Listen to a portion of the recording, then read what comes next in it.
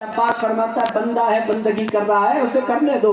اگر عزیز دوستو مصطفیٰ کھڑے ہوں, اللہ پاک فرماتا ہے میرے حبیب سب کو کھڑا ہوا دیکھ سکتا ہوں پیارے, تجھے کھڑا ہوا نہیں دیکھنا چاہتا. آرام فرما لے میرے مصطفیٰ, اے میرے حبیب تو آرام فرما.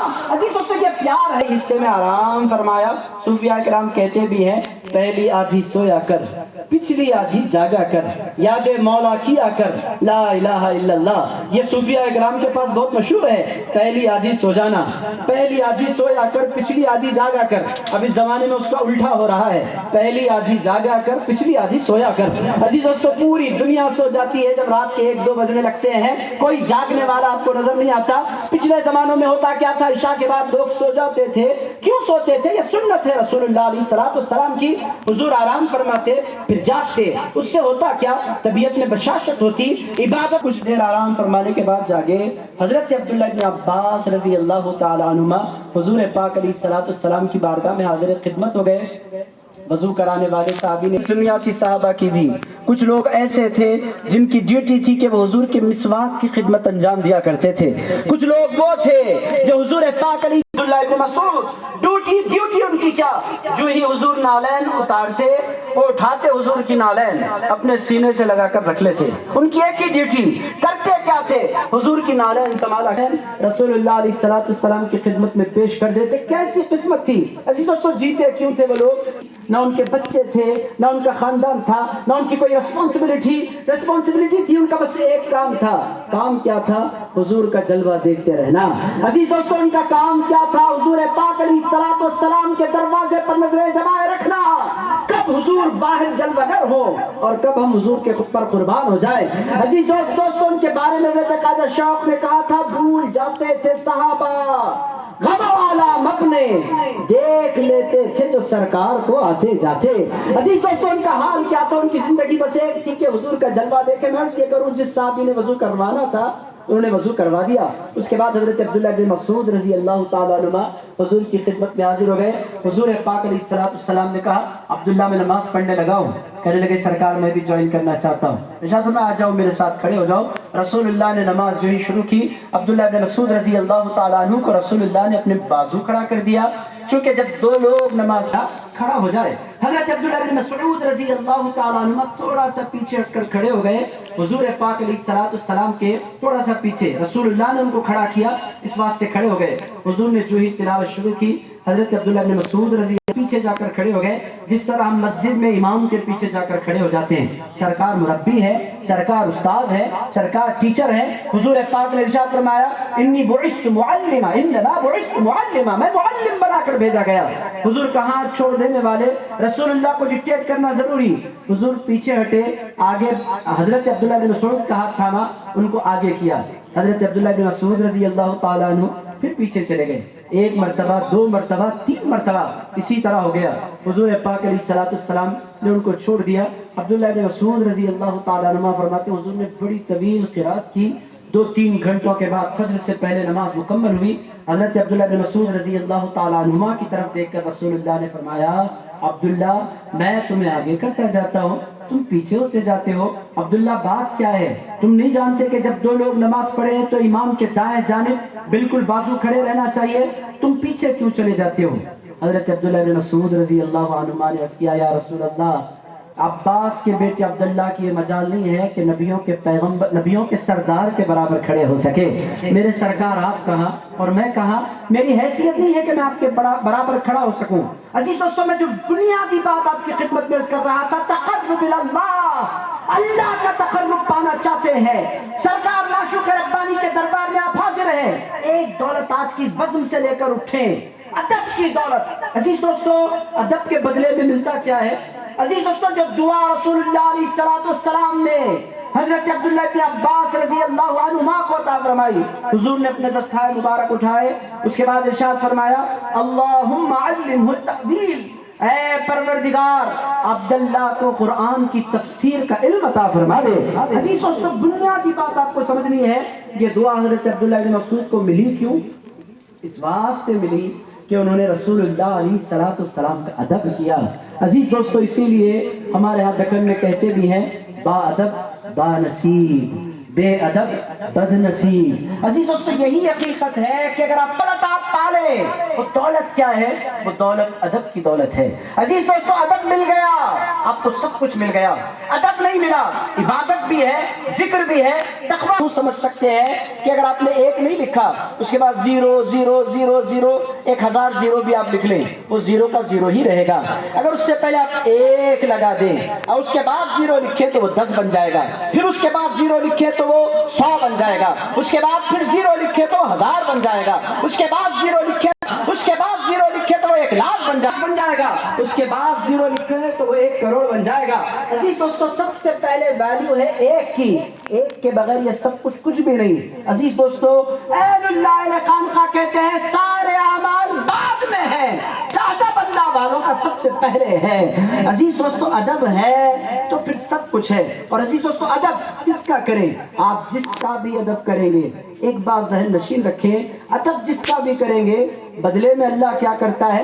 چاہے وہ ادب آپ ماں کا کریں، چاہے وہ ادب باپ کا کریں، چاہے وہ ادب استاذ کا کریں، چاہے وہ ادب پیر کا کریں، چاہے وہ ادب سکھ زادے کا کریں، چاہے وہ ادب عالم کا کریں، چاہے وہ ادب شیخ کا کریں، چاہے وہ ادب کسی اللہ کے ولی کا کریں، آپ جس کا بھی ادب کریں گے، جس کا ادب کرتے ہیں اس کا تقرب نہیں ملتا، جس کا بھی ادب کرتے ہیں بدلے میں اللہ فرماتا ہے میرے حکم کی وجہ سے یہ اپنی ماں کا ادب کر رہا ہے، میرے حکم کی وجہ سے یہ اپنے باپ کا ادب کر رہا ہے، میرے حکم کی وجہ سے یہ اپنے استاذ کا ادب کر رہا ہے، میرے حکم کی وجہ سے یہ اللہ کی کتاب کا ادب کر رہا ہے۔ عزیز دوستو اگر میں مثالیں دوں تو 50-100 مثالیں بنتی ہیں، چونکہ ہمارے درمیان حضرت علامہ سی شاہ عزیز اللہ قادری صاحب بھی تشریف لا چکے ہیں، ان کا بھی آپ کو خطاب سننا ہے۔ آپ لوگ بہت محبت سے سنا، ہونا تو یہ چاہیے تھا کہ رات کے 1 بج گئے ہیں، آپ میں سے کسی کی گردن ڈھلک جاتی، مگر ایک بندہ بھی ایسا نہیں ہے جو سونے کی تیاری کر رہا ہو۔ میں نہیں جانتا آپ لوگ ایسے کیسے جاگ رہے ہیں، مجھے محسوس ہی نہیں ہو رہا کہ میں رات کے 1 بجے خطاب کر رہا ہوں۔ حضرت تنویر ہاشمی صاحب کا ادھر خطاب چل رہا تھا، ادھر میرا دل دھڑک رہا تھا، اب مجھے لوگ سنیں گے کہ نہیں سنیں گے، اتنی دور سے میں آیا ہوں، کئی لوگ سو تو نہیں جائیں گے، مگر اللہ آپ لوگوں کو سلامت رکھے، آپ لوگ بڑی محبت کے ساتھ سن رہے ہیں۔ میں نہیں چاہتا کوئی نعرہ، میں یہ چاہتا ہوں کہ آج کی اس مبارک مجلس سے آپ اٹھیں تو دل میں اہل اللہ کی غلامی لے کر اٹھیں۔ عزیز دوستوں میں یہ چاہتا ہوں کہ آپ کی زندگی میں انقلاب آئے، اور میرے دوستوں جتنی نعمتیں جس بندے پر بھی ہوئی ہیں اس کا سبب ہے۔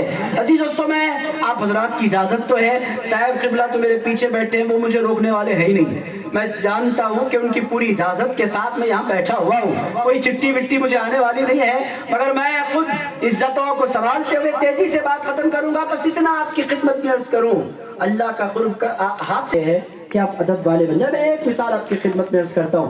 عزیز دوستو بہت بڑا بادشاہ گزرا ہے، اس کا نام ہے عثمان غازی، بہت بڑا بادشاہ گزرا ہے۔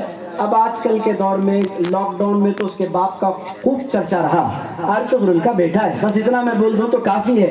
علماء کو نہیں معلوم ہوگا یہ ارطغرل کون ہے، پوری دنیا جانتی ہے کہ اس کی کتنی شہرت ہوئی۔ لاک ڈاؤن میں تو کوئی کام تھا نہیں، پوری دنیا تھم گئی تھی، ہر ایک کے ہاتھ میں فون تھا، فون میں ارطغرل تھا۔ عزیز دوستو آپ نے بھی دیکھا، بہت سے سیزن بہت سے علماء نے بھی دیکھا، بہرحال ارطغرل اس کا ایک ہنگامہ رہا، کوئی سلطنت نہیں قائم ہو سکی تھی، وہ ایک بڑا سردار بننے میں کامیاب ہوا، حکومت اس کے نہیں بنی۔ اگر عزیز دوستو پھر عثمان بیٹھا تو باضابطہ حکومت بن گئی عثمان کی۔ عثمان کی حکومت کیوں بنی؟ لوگ کہتے ہیں اس کی پلاننگ بہت اچھی تھی، اس کی باپ کی دعائیں تھیں، 50 باتیں، مگر خود عثمان کیا کہتا ہے؟ عثمان سے کسی نے پوچھا اتنی بڑی سلطنت کے تم سربراہ اور خلیفہ اور بادشاہ بن گئے، عثمان ریزن کیا کہتے ہو؟ عثمان نے کہا ایک مرتبہ میں سفر میں تھا، بڑا دلچسپ قصہ میں آپ کو سنا رہا ہوں، اس کے حالات اٹھائے مل جائے گا آپ کو، یہ کوئی ریئر بات انمول بات نہیں کہہ رہا، آپ لوگ پڑھیں تو یہ سب کچھ آپ کو ملے گا۔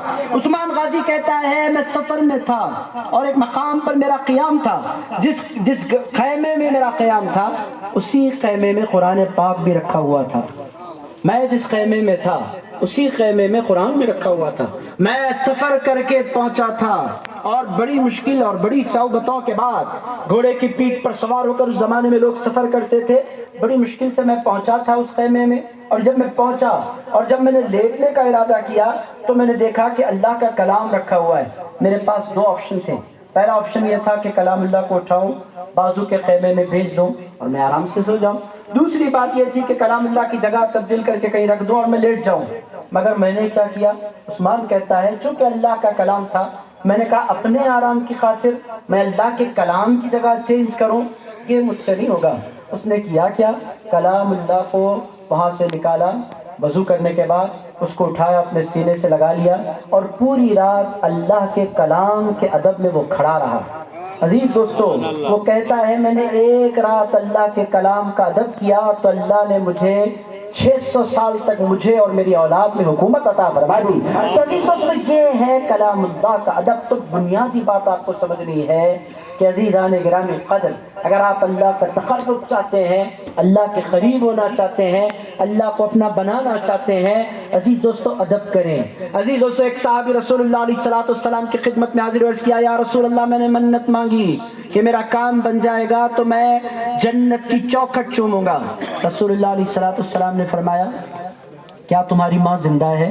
وہ جب انہوں نے منت تو مانگ لی، منت مانگنے کے بعد انہوں نے سوچا جنت کی چوکھٹ میں چوموں گا تو جنت تو یہاں ہے ہی نہیں، اب جنت کی چوکھٹ میں کیسے چوموں؟ منت پوری کرنی ہے۔ حضور کی خدمت میں حاضر ہو گئے، سر چوموں گا حضور میں کیا کروں؟ رسول اللہ علیہ السلام نے ارشاد فرمایا کیا تمہاری ماں سلامت ہے؟ عرض کیا یا رسول اللہ ماں موجود ہے۔ ارشاد فرمایا جا اپنے ماں کے قدم چوم لے، جنت کی چوکھٹ چومنے کا ثواب مل جائے گا۔ عزیز دوستو، کہ جو بنیادی باتیں ہیں یہی باتیں ہماری سوسائٹی سے، ہمارے معاشرے سے ختم ہوتی جا رہی ہیں۔ ہم نے ادب کو کہیں بدعت سمجھا، کہیں شرک سمجھا، کہیں اللہ کے برابر کر دینا سمجھا۔ عزیز دوستو، ادب کچھ بھی نہیں ہے، ادب تو بنیاد ہے کسی بھی انسان کی زندگی کی۔ تو بہرحال ان پہلوؤں پر آپ غور کرتے جائیں۔ اور عزیزان گرامی قدر، جتنے اللہ والوں کو جتنے انعامات ملے، جتنے اعزازات ملے، ادب کی وجہ سے ملے۔ اب آئیے ذرا سرکار معشوق ربانی کے دربار میں حاضری لگاتے ہیں۔ سرکار معشوق ربانی کی کیفیتوں کا عالم کیا تھا؟ عزیز دوستو، وہ ان کے بابا ادب والے تھے، ان کی امی ادب والی تھیں، ان کا پورا خاندان ادب والوں کا خاندان تھا، ان کا سارا خاندان نسبت والوں کا خاندان تھا۔ عزیز دوستو، حضرت معشوق ربانی کو کہیں اور جا کر نہ علم حاصل کرنے کی ضرورت تھی، نہ ادب حاصل کرنے کی ضرورت تھی۔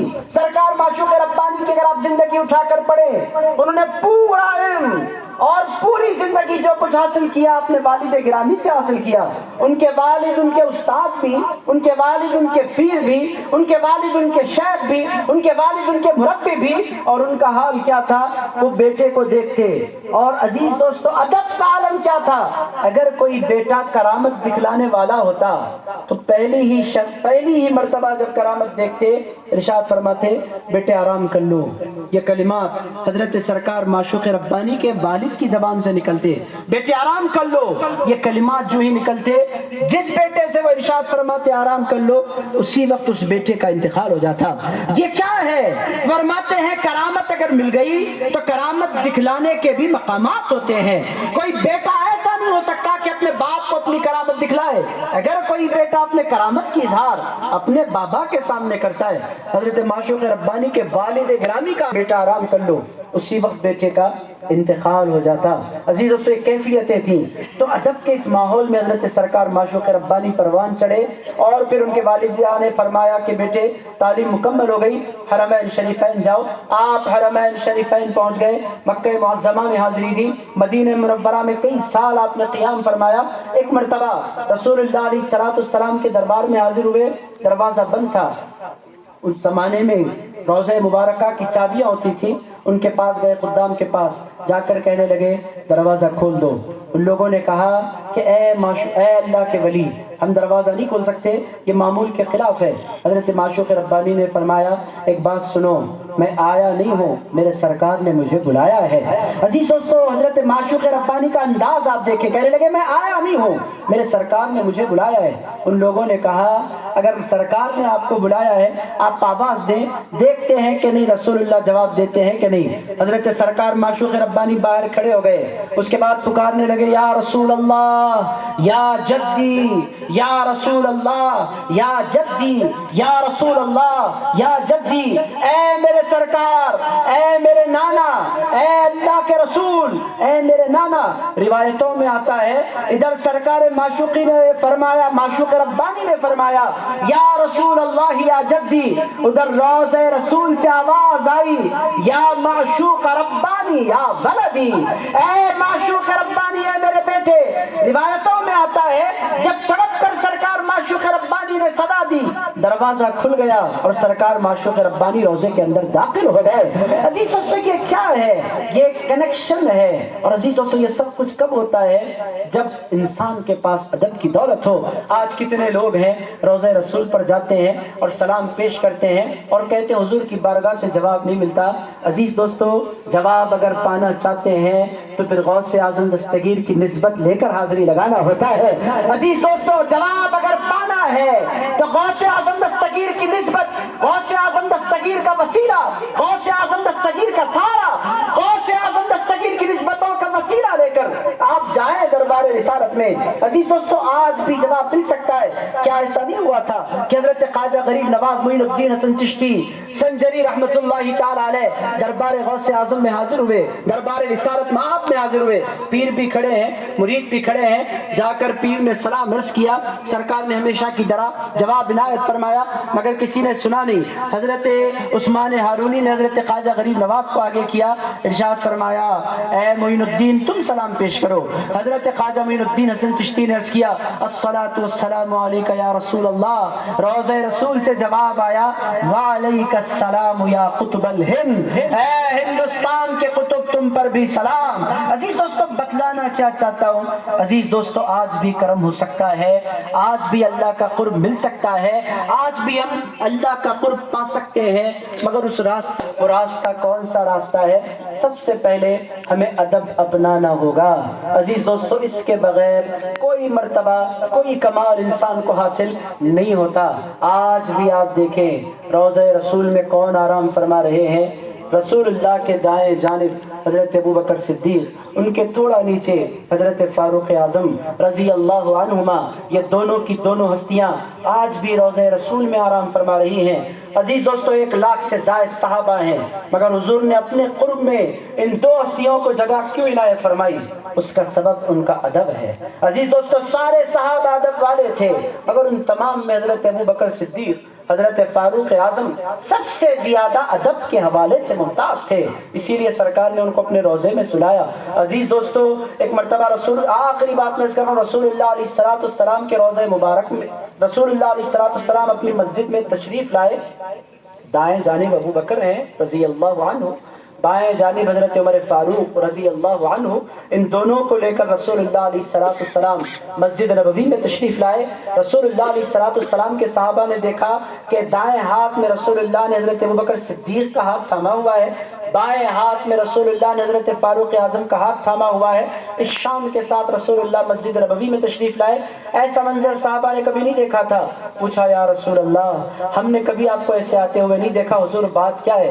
رسول اللہ علیہ السلام نے فرمایا ہاکذا نبعث یوم القیامہ، اے لوگوں آج میں مسجد میں جس طرح داخل ہو رہا ہوں نا، قیامت کے میدان میں جب جاؤں گا تو اسی شان کے ساتھ جاؤں گا کہ میرے دائیں جانب ابو بکر ہوں گے، میرے بائیں جانب عمر فاروق ہوں گے۔ وہ کیوں اس مقام پر ہے؟ ادب کی وجہ سے۔ اور عزیز دوستو پھر وہ کس مٹی سے بنے؟ منہا خلقناکم وفیہا نعیدکم ومنہا نخرجکم تارۃ اخری۔ وہ کس مٹی سے بنے؟ اس مٹی سے بنے جس مٹی سے اللہ پاک نے اپنے حبیب پاک علیہ السلام کا وجود مبارک بنایا۔ رسول اللہ علیہ السلام کا روضہ مبارک میں وہ آرام فرمائیں۔ عزیز دوستو وہ اس مٹی سے بنے، اسی لیے اسی مقام پر آرام فرمائے، اسی مقام سے اٹھائے جائیں گے ادب کی وجہ سے۔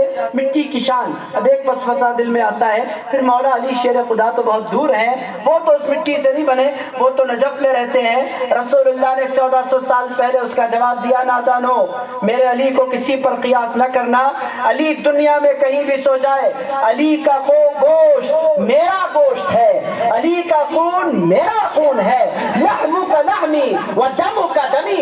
ارشاد فرمایا علی تیرا گوشت میرا گوشت ہے، تیرا خون میرا خون ہے۔ عزیز دوستو مولا علی شیر خدا کے والے سے رسول اللہ کیا ارشاد فرماتے ہیں کہ لوگوں ہر ایک کی اولاد اس کے صلب میں ہے اور میری اولاد علی کے صلب میں ہے۔ عزیز دوستو، بہرحال ہمیں ان چیزوں کو سمجھنا ہوگا، اور بالخصوص اس زمانے میں جس زمانے میں لوگ بڑی کوششیں کر رہے ہیں ہمیں اہل بیت اطہار سے دور کرنے کی، اور عزیز دوستو اس زمانے میں جس زمانے میں لوگ عرس مناتے ہیں سرکار معشوق ربانی کا، عرس مناتے ہیں خواجہ بندہ نواز گیسو دراز کا، عرس مناتے ہیں سرکار عبداللطیف لاؤبالی کا، عرس مناتے ہیں سارے اہل اللہ کا، مگر محبت جیسی کرنی ہے ان کے بابا سے ویسی محبت نہیں کرتے۔ آپ عرس معشوق ربانی میں تشریف لائے ہوئے ہیں، مجھے بڑا اچھا دکھا ایک پوسٹر، میں اندر داخل ہو رہا تھا، سرکار معشوق ربانی کی گنبد، دائیں جانب حضرت نوید بابا کی فوٹو، بائیں جانب حضرت عبید بابا کی فوٹو، اور گنبد پر ایک نام انہوں نے لکھا، کچھ بھی نہیں لکھا، گنبد پر لکھا علی۔ عزیز دوستو، انہوں نے بس گنبد پر کچھ بھی نہیں لکھا، انہوں نے گنبد پر لکھا علی۔ میں سوچنے میں لگ گیا یہ گنبد تو مولا علی کی نہیں ہے، مگر انہوں نے گنبد پر علی کیوں لکھا ہے؟ میرے دوستو، میرے دل نے جواب دیا کہ پیغام ورنگل کے لوگ یہ دینا چاہتے ہیں کہ لوگوں، درگاہ کسی کی بھی ہو، لوگوں آستانہ کسی کا بھی ہو، لوگوں مزار کسی کا بھی ہو، فیض کسی اور کا نہیں ہوا کرتا، مولا علی شیر خدا کا ہوا کرتا ہے۔ عزیز دوستو، عزیز دوستو، فیض اسی کو ملتا ہے جو زندگی بھر علی علی کیا کرتا ہے۔ عزیز دوستو، وہ سب کچھ ہو سکتا ہے، میں کھلم کھلا عرض کرنا چاہتا ہوں، میں دب کر ڈر کر نہیں بولتا، میں جو بولتا ہوں ڈنکے کی چوٹ پر بولتا ہوں۔ عزیزان گرامی قدر، یہ سرکار معشوق ربانی کا آستانہ ہے۔ میں اعلان کرنا چاہتا ہوں، میں پوری دنیا کو بھی یہ میسج دینا چاہتا ہوں کہ لوگوں، اگر ولایت پانا چاہتے ہو، ولی کہیں اور نہیں بنا کرتے، علی کے غلاموں میں بنا کرتے ہیں۔ آؤ مولا علی شیر خدا کی غلامی کی طرف، آؤ ان کے ادب کی طرف، آؤ علی علی کرنے لگ جاؤ، اسی سے ولی بن گئے یا علی کہنے والے۔ عزیز دوستو، ولی بننا چاہتے ہیں، اس کا طریقہ یہی ہے کہ مولا علی شیر خدا سے پیار کرو۔ اور میرے دوستو، مولا علی شیر خدا کی اولاد کی برکتوں کا میں آپ کو کیا بیان کروں۔ عزیز دوستو، جو ولی آپ کو نظر آتا ہے یا تو ان کی اولاد میں ہوتا ہے یا تو ان کی اولاد کی غلامی میں ہوا کرتا ہے۔ عزیز دوستو، اس سے باہر کوئی ولی ہوتا ہی نہیں ہے۔ میرے دوستو، یہ سیدھا کیلکولیشن ہے، آپ دیکھ لیں پوری دنیا کا جائزہ لے کر، جو ولی آپ کو نظر آئے گا یا تو وہ مولا علی کی اولاد میں ہوگا، اگر مولا علی کی اولاد میں نہیں ہوگا تو مولا علی کے بچوں کی غلامی میں ہوگا۔ میرے دوستو، ان سے جو بے وفائی کرتا ہے، دنیا مل سکتی ہے، عہدہ مل سکتا ہے، منصب مل سکتا ہے، شہرت مل سکتی ہے، عروج مل سکتا ہے، پاپولرٹی مل سکتی ہے، مگر اللہ کی دوستی نہیں ملا کرتی۔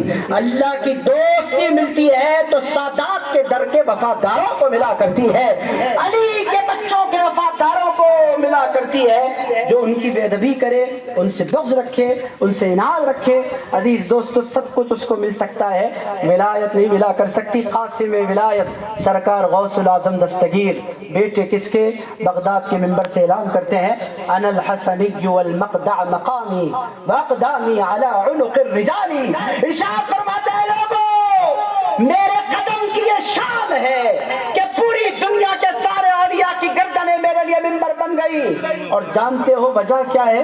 ارشاد فرماتے ہیں، انا الحسنی، ارشاد فرماتے ہیں، یہ عزتیں، یہ عظمتیں، یہ کمالات جو مجھے مل رہے ہیں، یہ اس واسطے مل رہے ہیں کہ میں مولا علی کے شہزادے امام حسن کی اولاد میں پیدا ہو گیا ہوں۔ تو عزیز دوستو، آج کا یہ مبارک جلسہ آپ کو ایک دعوت یہ بھی دے رہا ہے کہ خاندان رسالت کے ساتھ اور مولا علی شیر خدا کے ساتھ، صحابہ کے ادب کے ساتھ سارے مقامات انسان کو نصیب ہوتے ہیں۔ میں اللہ رب العزت کی بارگاہ میں دعا کرتا ہوں، اے پاک پروردگار، ہم کو جب تک زندہ رکھ، با ادب بنا کر زندہ رکھ، اور اے پروردگار ہمیں جب تک زندہ رکھ مولا علی شیر خدا کا غلام بنا کر زندہ رکھ۔ اے اللہ، ان کا فیض، ان کی توجہ ہم تمام پر جاری فرما۔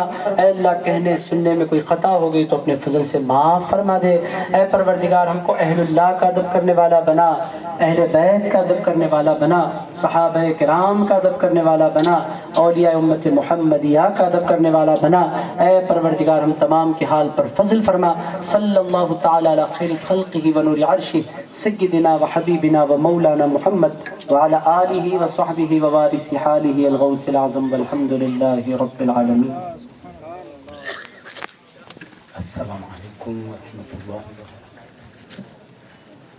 الحمد للہ رب العالمین، صلی اللہ علی سید الانبیاء والمرسلین وعلى جميع الانبیاء والمرسلین وعلى الملائکۃ المقربین وعلى آلہ واصحابہ اجمعین۔ ان اللہ وملائکتہ یصلون علی النبی يا أيها الذين آمنوا صلوا عليه وسلموا تسليما۔ اللهم صل وسلم وبارك على حبيبك سيدنا محمد وعلى آله وصحبه أجمعين۔ حضرت تقدس مع پیر طریقت، رہبر شریعت، قبلہ سجادہ نشین بارگاہ ہے حضرت سیدی معشوق ربانی صلی اللہ شہزاد حضور غوث الاعظم دستگیر رضی اللہ تعالیٰ عنہ دامت برکاتہ العالیہ و جمیع شہزادگان بارگاہ ولایت دامت وارثین علوم مصطفیٰ صلی اللہ علیہ وسلم، مشائخین کرام، پیران جان، سادات کرام دامت برکاتہم العالیہ، قابل قدر جمیع سامعین کرام حفظہم اللہ تعالی۔ ہم پر اللہ پاک کا بے حد احسان ہے کہ اس نے ہمیں اپنے ایک مقرب محبوب بندے حضرت سید معشوق ربانی قبلہ شہزاد حضور غوث الاعظم دستگیر رضی اللہ عنہ کے دربار میں ان کے عرص شریف کے مبارک موقع پر حاضر ہونے کا شرف عطا فرمایا ہے۔ ہم کو اپنے پاک پروردگار کے ایک ایک نام پر شکر گزار ہونا چاہیے۔ ہم نے کافی دیر سے اپنے علماء کرام کے تفصیلی بیانات کو سننے کا شرف حاصل کر رہے تھے۔ ابھی تقدس مآب حضرت علامہ رضوان پاشا صاحب قبلہ قادری دامت برکاتہم العالیہ کا ایک نورانی بیان ہم نے سننے کا شرف حاصل کیا ہے۔ میں آپ کا زیادہ وقت لیے بغیر، کیونکہ ابھی سنگل شریف کا بھی وقت آ رہا ہے، تو مزید باصفہ علماء کرام ہم میں رونق افزود ہیں، اس لیے میں بطور سعادت مندی اور حضرت قبلہ کے حکم کی بجاوری کے لیے چند باتیں کر کے میں اپنی بات سمجھ لیتا ہوں۔ ہم اللہ والوں کے سامنے ہم دیکھتے ہیں، ہماری زندگی ہے، جو اللہ والے نظر آتے ہیں ان کے پاس آتے ہیں، ان سے دعائیں لیتے ہیں، ان کی صحبت میں بیٹھتے ہیں، یہ سمجھ کر بیٹھتے ہیں کہ ان کی نگاہ کرم سے ہماری دنیا آخرت دونوں سنور جائے۔ دعائیں لیتے ہیں، ان کی دعائیں اللہ کی بارگاہ میں مقبول ہوتی ہیں۔ ان کی صحبت میں بیٹھتے ہیں تاکہ ان کی صحبت کی برکت سے ہم بھی ان کے جیسے بننے کی کوشش کریں، کیونکہ آدمی میں انقلاب آتا ہے یا تو اچھوں کی سیرتیں سننے سے یا اچھوں کی صحبت میں رہنے سے۔ یہ جتنے اللہ والے گزرے ہیں سب ہی اپنے سے پہلے اولیاء اللہ کی صحبتوں میں رہیں، ان کی صحبتوں میں رہ کر ولی بنے۔ جتنے ہم اوپر سے دیکھتے آ رہے ہیں، ہر ایک کی شان یہی ہے، ہر ولی اپنے سے پہلے بزرگوں کی صحبتوں میں رہے، ان کو دیکھتے دیکھتے اپنی زندگی کو ان کی طرح بنانے کی کوشش کی، کامیاب ہوتے رہے۔ تفسیر میں نہیں جاؤں گا، ایک بات یہ ہے کہ جب حیات بزرگ ہوتے دنیا کی زندگی کے ساتھ، ان کا فیض حق ہے، ان کی صحبت حق ہے، ان کی عقیدت، ان کی محبت کا یقیناً فیضان حاصل ہوتا ہے۔ لیکن ایسے ہی اللہ کے دوست جب انتقال کر جاتے ہیں تو بھی ان کا فیض ایسے ہی جاری رہتا ہے جیسے دنیا کی زندگی میں جاری تھا، کم نہیں ہوتا۔ اس لیے ہم دیکھتے ہیں عام قبرستان میں جاتے ہیں تو ان کو ایصال ثواب کر کے ان کے لیے دعائیں مغفرت کر کے نکل جاتے ہیں، مگر اللہ والوں کی دربار میں جاتے ہیں تو شہادت مندی کے طور پر، نذران عقیدت کے طور پر ایصال ثواب تو کرتے ہیں، لیکن ان کی دربار سے ہم فیض پانے کا جذبہ بھی ساتھ رکھتے ہیں۔ عرض کرتے ہیں یا سیدی مجھے دنیا اور آخرت کی بھلائی سے مالا مال کر دیجئے، ایک نگاہ کرم ہم پر فرمائیے۔ مطلب آپ اللہ کے محبوب بندے ہیں، ہماری بات اللہ قبول کرے تو کرم ہے، رد کر دے تو مرضی ہے، کیونکہ ہم اس کی ہر بات نہیں سنتے تو کیا ضروری ہے کہ اللہ ہماری ہر بات سنے۔ آپ اللہ کے محبوب بندے ہیں، آپ اللہ کی کسی بات کو جانے نہیں دیتے، اس لیے اللہ بھی آپ کی کسی بات کو جانے نہیں دیتا ہے۔ آپ ہماری تائید کر دیجئے تاکہ رب کی نوازش ہم پر بھی ہو جائے۔ تو ہم اولیاء اللہ کے پاس نذران عقیدت ایصال ثواب کا اعتقاداً عظمت و محبت کے لیے پیش کرتے ہیں۔ دراصل ایک عام مومن کو ہم جب ایصال ثواب کرتے ہیں تو اس کی بخشش ہو جاتی ہے، اور ولی کی دربار میں ایصال ثواب کرتے تو اللہ ہماری بخشش کر دیتا ہے۔ وہ اللہ والوں کو بھی چاہتا ہے، اللہ والوں کے چاہنے والوں کو بھی چاہتا ہے۔ کی بات اب سوال یہ، میں ایک بات مختصر کر کے رخصت ہونا ہے بھئی، یہ تو سمجھ میں آیا کہ زندگی میں جب دنیا کی زندگی میں ہے ولی، ارے وہ ہم کو دیکھ رہے ہیں، ہماری بات سن رہے ہیں، ہمارے لیے دعائیں کرتے نظر آ رہے، لیکن انتقال کر جانے کے بعد وہاں مٹی میں رکھ دیا گیا، وہ مٹی میں ہے، وہاں کیسے سن سکتے ہیں؟ انتقال ہو گیا، وہاں تمہاری تائید کرے۔ دوست دنیا کی زندگی میں فیض پہنچا سکتے ہیں، انتقال کے بعد بھی فیض پہنچاتے ہیں، بلکہ اللہ والے مقربین نے فرمایا دنیا کی زندگی سے بڑھ کر فیض ان کا جاری ہوتا ہے۔ میں اس کے لیے قرآن کریم کی ایک تفسیر سنا دیتا ہوں، اس کے بعد اپنی بات کو سمجھ لیں گے ایک آدھ مثال دے کر کے۔ قرآن کریم میں اللہ تعالیٰ اپنے محبوب بندوں کی قسم یاد فرماتا ہے۔ 30واں پارہ سورہ نازعات، والنازعات غرقا والناشطات نشطا۔ اب یہ پوری آیات کریمہ ہے، آگے اللہ فرماتا ہے فالمدبرات امرا۔ اللہ پاک فرماتا مجھے قسم ہے ان ہستیوں کی جو لوگوں کے کام بناتے ہیں۔ اللہ پاک قسم یاد فرما رہا ہے، مجھے قسم ہے ان ہستیوں کی جو لوگوں کے کام بناتے، لوگوں کے کام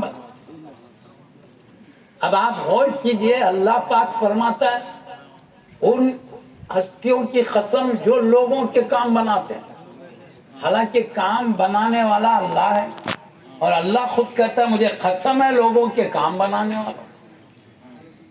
مطلب کیا؟ اللہ ہی سب کے کام بناتا ہے، مگر اللہ پاک جن کی قسم یاد فرما رہا ہے وہ اللہ کے بیچ میں ذریعہ بنتے ہیں، وسیلہ بنتے ہیں۔ ان کو اللہ نے کام بنانے کے لیے توسط بنا، ذریعہ بنایا۔ جیسے میں آپ کو بتاؤں، جبریل امین علیہ السلام ہے، انبیاء کرام کے پاس اللہ کی طرف سے پیغام پہنچاتے تھے، تورات، زبور، انجیل، قرآن سب آپ نے پہنچایا، آسمانی دیگر کتابیں آپ نے پہنچایا۔ اس کے علاوہ جبریل امین علیہ السلام کی ذمہ داریوں میں تفسیروں میں لکھا ہے زلزلے لانا، خسف مسخ، لوگوں کو زمینوں میں دھسا دینا، لوگوں کے چہرے بدل دینا۔ پہلے امتوں میں ہوا ایسا، چہرے بدل گئے، انسانی شکل جا کے جانور کی شکل بھی بدل۔ یہ خسف مسخ بولے تو چہرے بدلنا، خسف دھسا دینا زمین میں۔ زلزلے یہ ذمہ داری کن کی ہے؟ جبریل امین علیہ السلام کی ہے۔ حتیٰ کہ بادشاہوں کے تخت، کسی کو تخت پہ بٹھانا، کسی کو اتارنا، یہ ذمہ داری بھی جبریل امین علیہ السلام کی ہے۔ میکائیل علیہ السلام کا کام کیا ہے؟ پانی برسانا، اناج اگانا، یہ ذمہ داری اللہ نے میکائیل علیہ السلام کو دیا۔ اسرائیل علیہ السلام کا کام کیا ہے؟ لوگوں کی روح کھینچنا۔ اور بعض فرشتے وہ ہے جو ماں کے پیٹ میں جسم بنا کے روح ڈالتے ہیں۔ یہ تصرفات کہہ رہا ہوں، حالانکہ پانی برساتا اللہ، اناج اگاتا ہے اللہ، روح کھینچتا ہے اللہ، روح بندوں کو ڈالتا ہے اللہ، خصمت سب اللہ، مگر سب اللہ ہی کرتا ہے، یہ ذریعے ان کے ہاتھوں سے کرا اللہ کا حکم ان کے۔ یہ مطلب اسرافیل علیہ السلام کو سور دے کے رکھا ہے اللہ نے، ہم سب سنتے رہتے علماء سے، بزرگوں سے۔ وہ جب اللہ کا حکم ہوگا تو اس میں پھونک ماریں گے، وہ سینگ ہے جس کی آواز سے پوری دنیا ختم ہو جائے گی۔ سور دیکھیے اللہ ختم کرنے والا ہے دنیا کو، اگر سور دیکھ کے بھیجا وہ پھونک مارے تو سب ختم ہوں گے۔ ذریعے کہتا ہوں، اللہ وہی کہہ رہا، مجھے قسم ہے ان ہستیوں کی جو لوگوں کے کام بناتے ہیں۔ اب تفسیروں میں لکھا ہے اللہ جن ہستیوں کی قسم یاد کیا ہے وہ کون ہے؟ مدبرات الامر، یعنی لوگوں کے کام بنانے والے۔ میں صاف لفظوں میں کہہ رہا ہوں نا، اصل سب اللہ ہی کرتا ہے، یہ ذریعہ ہے، اور اس کے بغیر کہ اللہ ذریعے کا محتاج نہیں ہے۔ اللہ بغیر ذریعے کے پوری کائنات کو ایک حکم سے چلا لیتا ہے، لیکن یہ اللہ کی شان کریمی، اس کا طریقہ ہے ذریعے بنایا۔ جیسے میں بتاؤں، بغیر پانی پلائے کہ اللہ پیاس مٹانے پہ قدرت رکھتا ہے، لیکن اس کا طریقہ ہے پیاس بجھاتا ہے پانی کے ذریعے، ذریعہ۔ اللہ چاہے تو بغیر کھانے کے بھوک مٹا دے، لیکن اللہ کا طریقہ کھانے کے ذریعے بھوک مٹاتا ہے۔ اللہ چاہے تو بے گولیوں کے، بے انجیکشن کے، بے دواؤں کے شفا دے دے، مگر اس کا طریقہ ہے گولیوں کے ذریعے شفا دیتا ہے۔ اللہ چاہے تو بے ہواؤں کے زندہ رکھے، مگر اس کا طریقہ ہے ہواؤں کی سانسوں کے ذریعے زندگی عطا کرتا ہے۔ کسی کو سانس لینا مشکل ہو تو آکسیجن لگانے جاتے ڈاکٹروں کے پاس، کہ بھئی اللہ زندہ رکھنے والا ہے تو پھر ڈاکٹروں کی ضرورت کیوں؟ اللہ ہی رکھتا ہے، ذریعے ہے، ذرائع ہے، اللہ کا طریقہ ہے۔ اللہ چاہے تو اس کے بغیر سب کچھ کرے، مگر اللہ کے طریقے ہے۔ ہر معاملات میں دیکھو، اسی وجہ سے ذریعے بنایا۔ ذریعے بھی اللہ کے حکم کے بغیر کام نہیں کرتے۔ مثال کے طور پر اللہ نے دواؤں میں شفا رکھا ہے، جڑی بوٹیوں میں شفا رکھا ہے، اس نے رکھا ہے تو کھائے، اور اللہ چاہے کہ شفا ہو جائے تو شفا ہوتی ہے، ورنہ اللہ نہیں چاہا تو پوری جنگل کی جڑی بوٹی کھا جاؤ شفا نہیں ملے گی، کیوں؟ چاہت کے تابع ہے وہ بھی سبب۔ اللہ ذریعہ بنا پانی سے پیاس مٹانے کا، اللہ حکم دے تو ایک گھونٹ میں پانی کی پیاس مٹ جائے، وہ نہیں چاہا تو گھڑا بھر پی لو، پیاس نہیں بجھے گی۔ کھانا ہے، تھوڑے کھانے میں اللہ کا حکم ہے بھوک مٹ جائے گی، اللہ نہیں چاہا تو مشخاب میں زلزلہ آ جائے تب بھی بھوک نہیں مٹے گی۔ جب بھی ذریعے بھی اللہ کے حکم کے تابع ہے، سمجھیے بات کو۔ ہوا اس سے زندہ رکھتا ہے اللہ، اگر نہیں چاہے تو ہوا یہاں سے وہاں تک ہے پھر بھی مر جاتا آدمی، اگر اللہ زندہ نہیں رکھنا چاہے تو۔ صحت مند ہوتے ہوئے سانس لینے کی طاقت ہے، مر جاتا، کیوں؟ اللہ کا حکم نہیں ہے زندہ۔ تو یہ ذرائع بھی تابع ہے اللہ کے، ذرائع جبھی کام کرتے ہیں جب اللہ کا حکم ساتھ میں ہوتا ہے، سمجھیے بات کو۔ اسی لیے حضرت سیدنا عیسیٰ روح اللہ علیہ السلام کیا فرماتے ہیں؟ احیی الموتى باذن اللہ، میں مردے جلاتا ہوں رب کے اذن سے۔ یعنی اللہ یہ تصرف دیا مردے زندہ کر دیں، مگر اذن الہی وہاں بھی لگا ہوا، سمجھئے؟ ہم ایسا نہیں کہتے اللہ چاہے بغیر یہ ذریعے کچھ کرتے ہیں، ہم ان ذرائعوں کو اللہ کے تابع رکھے ہیں، اس لیے ہمارا ایمان سلامت ہے۔ اللہ کو ہٹا دو تو پھر اللہ کے مقابل میں کوئی معبود ماننے والے سمجھے جائیں گے، اس کے مقابل میں۔ اس کے مقابل میں اسی کے تابع میں ہے، اسی کے حکم سے تصرف کرتے ہیں، ہمارا یہ عقیدہ ہے۔ اس لیے ہمارا عقیدہ الحمدللہ سلامت ہے۔ اب میں آپ کو قرآن کی آیت پڑھ دیا، اللہ نے مدبرات الامر کی قسم یاد فرمائی، اس سے مراد فرشتے ہیں، اللہ نے مقرر کیا ہے لوگوں کے کام بنانے کے لیے، بالکل پکی بات۔ لیکن قرآن کریم ایک ایسا کلام ہے، پیارے نبی فرماتے الکلام ذو وجوہ، کلام اپنے اندر کئی معنی رکھتا ہے، ایک نہیں کئی۔ میں بتاؤں، خلیفہ رسول اللہ امیر المومنین جدہ معشوق ربانی قبلہ حضرت سیدنا علی مرتضی حیدر کرار رضی اللہ عنہ وکرم اللہ وجہہ الکریم، آپ فرماتے ہیں میں سورہ فاتحہ کی تفسیر کر دوں تو 70 سوال نہیں سکیں گے، اس کے جو دفتر ہو جائیں گے۔ یعنی اللہ نے وہ علم آپ کو دیا ہے، حبیب پاک کی ایک نظر قلب حیدر کرار رضی اللہ عنہ پہ پڑی تو اتنا علم آ گیا، آپ کہتے سورہ فاتحہ کی تفسیر کر دوں، اس کے اندر کے اسرار بتانے لگ جاؤں، ایک ایک آیت کے اندر جو پوشیدہ ہے۔ ایک صفحے میں ہے سورہ فاتحہ، آپ کہتے 70 اونٹ سنبھال نہیں سکیں گے، اتنی تفسیر میں کرتا ہوں، ہے نا؟ تو معلوم ہے ایک ایک آیت کے اندر کئی کئی معنی۔ اب ہر ایک اپنی طاقت کے مطابق اسے حاصل کرتے ہیں۔ اسی وجہ سے مفسرین نے ایک آیت کے کئی مطلب بتا، اسی میں سے یہ بھی ہے۔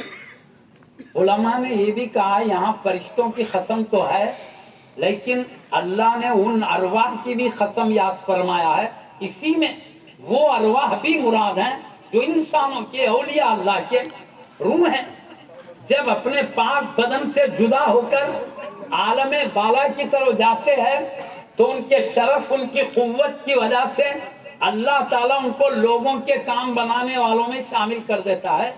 یہ بات اعلیٰ درجے کی تفسیر پہلے زمانے کی ہے، بڑی بڑی جامعات میں پڑھائی جاتی ہے، تفسیر بیضاوی شریف۔ اس میں اسی آیت کے تحت یہ بھی لکھا ہے، قیلا یہ بھی کہا گیا، یہ کون مراد ہے مدبرات الامر؟ یہ النفوس الفاضلہ، جو فضیلت رکھنے والی روح ہے، شرف رکھنے، حال المفارقتی، جب بدن سے جدا ہونے کی ان کی حالت ہوتی ہے، تنزیع عن الناس غرقا شدیدا، اپنے بدنوں سے بڑی سختی کے ساتھ جب ملک لے کے جاتے نکل جاتی ہے، فتسیر لشرفها وقوتها من المدبرات، نکلنے کے بعد عالم بالا کی طرف جب فرشتے لے جاتے ہیں اپنے بڑے مرتبے، اپنی روحانی قوتوں کی وجہ سے یہ مدبرات الامر میں شامل کر دی جاتی ہے، لوگوں کے کام بنانے والوں میں شامل کر دی جاتی ہے۔ کب جسم سے روح الگ ہوتی ہے اولیاء اللہ کی تو ان کے بڑے درجے کی وجہ سے اللہ ان سے کام لینے لگتا ہے دنیا میں، لوگوں کی مصیبتیں دور کرنا، ان میں تصرف کرنا، ایک قرآن کی تفسیر ہے نا۔ اب دیکھیے آپ ان بعض ہستیوں کی بارگاہ میں بیمار لوگ آ کے دعا کرتے ہیں، شفا ہوتی ہے، شیطان چڑھے ہوئے آتے ہیں، شیطانہ دور ہو جاتے ہیں، جس کو جادو ہو جاتا ہے وہ جادو ختم ہو جاتا ہے۔ بعض اولیاء اللہ خاموش سے کرتے ہیں، بعض اولیاء اللہ کے پاس یہ سب ظاہر میں۔ دیکھو خواجہ رحمت اللہ نائب رسول اللہ رحمت آباد شریف میں جا کے دیکھو، شیطانہ کتنے اچکتے رہتے ہیں، جب تک ان کو مہلت ملتی ہے ولی کی جانب سے رہتے ہیں، مہلت ختم ہونے کے بعد نکال دیے جاتے ہیں، ان کو جتنی مہلت نکلنے کے لیے نکلے ان کو طاقت کے طور پہ ولی نکال دیتے ہیں، جادو ہوئے چلے جاتا ہے۔ ارے بیماری جی، ڈاکٹر بولے نہیں میاں تیرا علاج مشکل ہے، اب اس کے بعد تیرا علاج نہیں، جان خطرے میں، ایسے لوگوں کو لے گئے تو وہاں ان کا علاج ہو جا رہا، کئی لوگوں کے پیٹ کے گھٹے نکل کے باہر کر دے جاتے۔ یہاں یہ حیدرآباد دکن میں یہ حضرت کے بھائی ہوتے ہیں غوث پاک کے شہزادے، وہ بھی ہے شہزادے جی بھی ہیں، شب قادری میں بھی کرتے، شب قادری میں وہ بھی ہیں، حضرت پیر بغدادی قبلہ، اور شیطانہ بڑے آتے، جادو ہوئے سو والے آتے۔ عجیب باتیں ہیں جی، جادو کر کے لوگ نہیں معلوم وہ پتلے اتلے بنا کے سویاں چبا دیتے، کیا کرتے ہیں، जादू से किसको तकलीफ देना है, वहां पे कई लोग वो खया करके अंदर से मुंह में से सुइयां निकलते रहते हैं। मैंने वो जादू करने वाला उधर स्वयं जो बदअमली करके करने वाला करा, यहाँ अल्लाह के वली यहाँ से निकाल दे रहे हैं। देखने में अजीब शान है। तहज्जुद की बात, कई शख्स बीमार शफा पा जाए, शैताना चीख चीख के चले जा तो हजरत चले जा तो बोलते खूब मारा खा के भाग जाते आदमी को छोड़ के। वो आग के बने हुए शैताना इंसान मिट्टी का पुतला हो रही जी बात है। अब जैसा हम पढ़े ना कुरान में, अल्लाह ताला अपने मुखर्रब बंदों को तसर्रुफ देता है, बोले नहीं, वो तसर्रुफ आंखों के सामने देखने में भी आ रहा है। अब मैं आपको कहता हूं इसमें गुमराही की क्या बात है। जिंदा भी है तो खुदा नहीं, अल्लाह का बंदा ही है। इंतकाल कर गए भी तो अल्लाह का बंदा ही है। यहाँ होके मदद कर सकते हैं तो वहां क्यों नहीं कर सकते? क्या खबर में मदद करे तो हमारा अकीदा तो नहीं बदला? यहाँ भी है तो वलीउल्लाह करे, वहां भी है तो वलीउल्लाह करे। यहाँ भी खुदा नहीं बोल रहे उनको, वहां है तो भी खुदा नहीं बोल रहा। अकीदे से आदमी गुमराह होता है। अगर अकीदा गलत हो तो अकीदा एक है तो दुनिया की जिंदगी में भी उनके साथ जो अकीदत रखो तब भी ईमान है, पर्दा करने के बाद भी ईमान है। हम पर्दा करने के बाद के तसरुफ को भी कहते हैं वलीउल्लाह का तसरुफ है, दुनिया में भी करते हैं तो कहते हैं वलीउल्लाह का तसरुफ है। यहाँ नहीं कहते वली का, वहां कहते हैं खुदा का तसरुफ नहीं बोलते ना, मतलब अल्लाह की अता से वली तसरुफ करे सबब बनकर, वली कहते हैं। तसरुफ करने से खुदा नहीं बोल देते। खुदा का हुक्म इनके जरिए नाफिज होता है, जो कुछ नाफिज होता है। हम कह रहे हैं हवा में मदद करने की ताकत अल्लाह के हुक्म से, पानी में, दवाओं में शफा अल्लाह की तरफ। ये मामूली मामूली चीजों में अल्लाह अपनी शान, अपनी अता से खूबियां दे सकता है। अपने महबूबों के हाथों के जरिए शफा खूबी क्यों नहीं दे सकता? महबूब है वो। खैर बहरहाल हमारा खिदान वली को खुदा समझ के दरबार में हाजिर नहीं होते, महबूब समझ कर नहीं, अल्लाह के महबूब समझ कर हाजिर होते हैं। महबूब समझ के जाते तो फिर सोफतवे सही थे। और यही कहते हैं कि इनका हर तसरुफ रख के चाहत से होता है। तसरुफ अल्लाह का दिया हुआ है, वो तसरुफ भी अल्लाह के हुक्म से जारी होता है। बस पक्की बात, हम अल्लाह को छोड़ के अकीदा नहीं रखते। इया का नस्तईन जो कुरान में है, अल्लाह हम तेरी ही से मदद चाहें, इसका मतलब भी मुफस्सिरीन ने बताया हम इतने मामले में हवाएं दवाएं सब इस्तेमाल करें फिर तुझी से मदद बोल रहे हैं। क्या बात? तो यही बताए, यानी डायरेक्ट अल्लाह की मदद हो या किसी जरिए से हो, हर चीज में आए अल्लाह हम तेरा दस्ते खुदरत शामिल देखते हैं। ये अकीदा है, यानी हमारा अकीदा ये क्या जरिए से भी मिले तो तेरे दरबार से होके मिल रहा है, इनके हाथों से मिल रहा है, बस खत्म। तो मुअद्दस सामने किराम, मैं यही अर्ज कर रहा था, हम आम मोमिनीन के पास जाते हैं साले सवाब करते रहो, चाहे फातिहा का हो या खाना खिला के सवाब पहुँचाना हो ये। लेकिन औलिया अल्लाह के बढ़ के क्या करते हैं, वहाँ भी ये अदब आजिम के तौर पर, हमारी सादतमंदी के तौर पर इशारे, तो इसके साथ उनको साहिब तसर्रुफ समझते हैं, उनसे दुआएं करके अपना काम बनाते हैं। ये बात पूरे जुमहूर उलमा अहले सुन्नत मुत्तफ़क़ा तौर पे बताएं कि औलिया अल्लाह का तस्वीर। इसी तफसीर बैज़ावी के हाशिए में इमाम शहाबुद्दीन ग़फ़ारी अलैहि रहमत व रिज़वान ने जो इरशाद फरमाया वो मैं आपको बताऊं। तफसीर बैज़ावी के हाशिए में वलीज़ा क़ीला, इसी वजह से कहा गया, क्यों औलिया अल्लाह तसर्रुफ करते बोल के, वलीज़ा क़ीला इज़ा तहय्यरतुम फिल उमूर, जब किसी मामले में तुम हैरत ज़दा और परेशान हो जाओ, हाशिए में है तफसीर कुरान की, वली इसीलिए कहा गया जब तुम किसी मामले में परेशान हो जाओ, फस्तईनु मिन अस्हाबिल क़ुबूर, कब्र वालों से मदद तलब करो। इल्ला अन्नहु लैसा बिहदीस, अगरचे कि हदीस नहीं है, कुरान की तफसीर की रोशनी में बात करें, हदीस ऐसी नहीं है मगर इसकी रोशनी में करे बात। अगरचे कि हदीस नहीं है ये बात है। वलीज़ा इत्तफ़क़न्नास, ये भी है, इसी वजह से उलमा मुत्तफ़िक़ हैं। वलीज़ा इत्तफ़क़न्नास अला ज़ियारति मशाहिद सलफ़ والتوسل بهم الى اللہ تعالی. سارے علماء متفق ہیں اولیاء اللہ کی، سلف صالحین کی، اگلے بزرگوں کی بارگاہوں کی زیارت کرنا اور ان کو اللہ کی دربار میں وسیلہ بنانا، اس پر سب متفق ہیں. وَإِنْ أَنْكَرَهُ بَعْضُ الْمُلَاحَظَةِ فِي عَصْرِنَا هَذَا، اگرچہ کہ ہمارے زمانے کے بعد بے دین لوگوں نے انکار کیا ہے. میں نہیں کر رہا ہوں، اس میں عبارت بزرگوں کی لکھی ہوئی موجود ہے. تو یہ بات ہے، اولیاء اللہ کی زیارت کر سکتے ہیں، توسل کر سکتے ہیں قرآن کی آیت کی روشنی میں. اللہ نے کہا، اللہ اپنے دوستوں کو بھی، بس ہمارا عقیدہ یہی ہے. سب سے پہلے تو ہم کہتے ہیں اولیاء اللہ کے جیسا ایمان اپنا ہو، وہ جیسے اللہ رسول پہ ایمان رکھتے تھے، اللہ رسول کے بتائے طریقے کے عقیدے رکھتے تھے، ویسے رکھتے. وہ جیسا عمل اچھا کریں، اللہ رسول کے حکم کے مطابق ویسا عمل کریں. اب اس کے بعد دیگر ان کے جو مدد حاصل کرنا، خصوصاً آخرت کے لیے ان سے طلب کریں. ہماری آخرت بہتر ہو، خاتمہ بالخیر ہو. خاتمہ بالخیر ہے تو ابدی زندگی نجات کی ہو جاتی ہے، کیونکہ دنیا کی زندگی کتنی بھی خیر اور روح نکلتے ہی ختم ہو جانے والی ہے. یہ دنیا بے وفا ہے، ساتھ دینے والی نہیں. روح نکلتے اپنے کتنی محنت کر کے رکھے پورا چھین لیتی، یعنی ہاتھ سے چھڑا لیتی ہے دنیا. روح نکلتے ساتھ نہیں آتی بولنے کا مطلب، اپن کتنا بھی کماؤ اکیلے جاتے ہیں وہاں پر خبر نہیں. تو یہ بے وفا بھی ہے. اور اللہ کے نبی کہتے ہیں دنیا بہت حقیر ہے.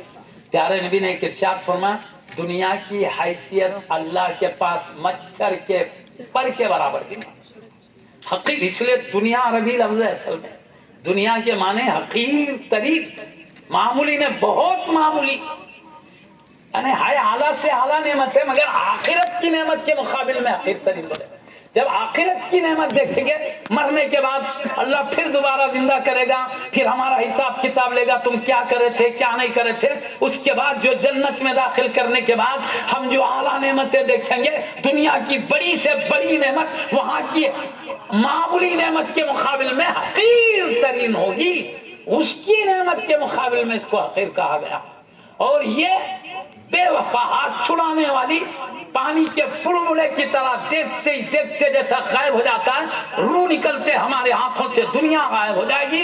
لیکن آخرت ایمان پہ خاتمہ ہو جائے، اولیاء اللہ کی طرح ہمارا عقیدہ ہو، ان کی طرح عمل ہو، خاتمہ اچھا ہو جائے، ان کے غلامی میں خاتمہ ہو جائے، ان کی محبت و تعظیم میں خاتمہ ہو جائے. اللہ جو نعمتیں دے گا حساب و کتاب کے بعد ہمیشہ ہمیشہ باقی رہنے والی نعمتیں ہیں. دنیا کی طرح 60-70 سال میں ختم ہونے والی نہیں ہے. ہزاروں سال، لاکھوں سال، کروڑوں کھربوں سال گزر جائیں گے، مگر وہ زندگی نہیں ختم ہوگی، وہ ہمیشہ کی زندگی ہے. اس لیے ہم کہتے ہیں ہمیشہ کی زندگی کی سعادت مندی اور نجات، اس کے لیے سب سے پہلے اولیاء اللہ کی دربار میں ایمان پر خاتمہ طلب کریں. ایمان کے ساتھ ہماری موت ہو. پیارے نبی کہتے ہیں کسی کی بھی سعادت اور بدبختی کا تعلق خاتمے سے ہے. کتنا بھی اچھا رندو برا، یعنی مرتے وقت کیا تھا اللہ کے بعد وہ فیصلہ